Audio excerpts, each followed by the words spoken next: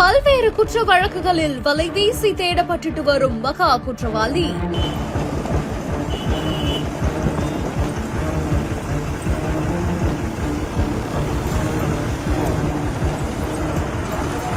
யாருக்கும் தெரியாமல் தனது குடும்பத்துடன் தப்பித்து செல்லும் அதிர்ச்சி காட்சிகள்.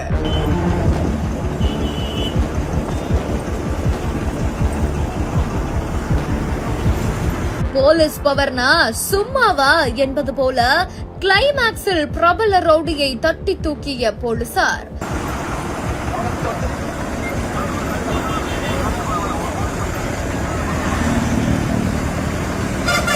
திருநெல்வேலி மாவட்டத்தை சேர்ந்த பசுபதி அப்படின்றவரு பிரபலமான ரவுடியா சென்னையில வலம் வந்துகிட்டு இருந்தாரு.